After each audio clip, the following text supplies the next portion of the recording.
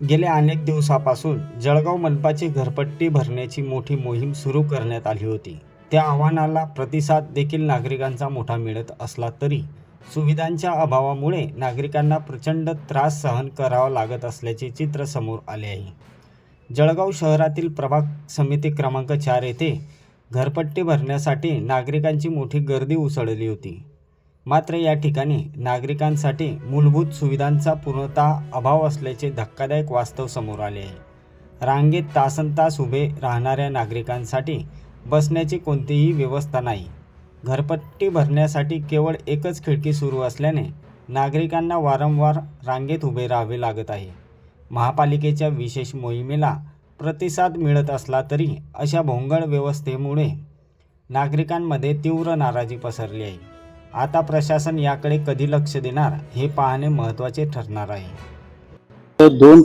एकच चालू आहे ना, दोन तरी कमी कमी चालू आहे, त्यामुळे गर्दी कमी होईल. हे पण सेवानिवृत्त कर्मचारी मनपाव 25-30 लोक आहे, एक ते जात आहे. पाण्याची सोय नाही किंवा कशी बसायची सोय नाही. ज्येष्ठ नागरिक उभे आपले करणार नाही ना, आमदार ना खासदार कोणी लक्ष घालणार नाही. कर्ज आपल्या जवळ सुधारायला पाहिजे. असं पाण्याची व्यवस्था नाही का? पाण्याची पिण्याची इथं नाही ना, दुसरीकडे आहे त्याचं नाही म्हणत मी इथं आला का.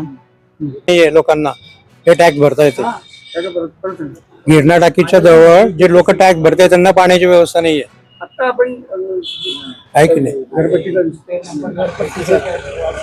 घरपट्टीचं तेच ना विंडो. आणि मेन म्हणजे जेवणाची वेळ 2 ते 2:30 आहे. आता 11:30 पासून कुठे गेले स्टाफ?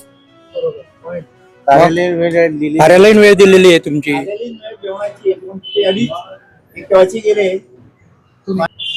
इथे कमीत कमी बसायची व्यवस्था पाहिजे, प्यायच्या पाण्याची व्यवस्था पाहिजे आणि कर्मचाऱ्यांची संख्या पण वाढवली पाहिजे. तिथे एकच कर्मचारी आहे, त्यांचे एकतर लोड येतो आणि ते मंद गतीने काम करत आहे. त्याच्यामुळे हा माझा त्रास आहे. प्रल्हाद हरी तायडे, इथे रुक्मिणीनगरला राहतो मी. खाली सेवानिवृत्त कर्मचारी आहे मी पण.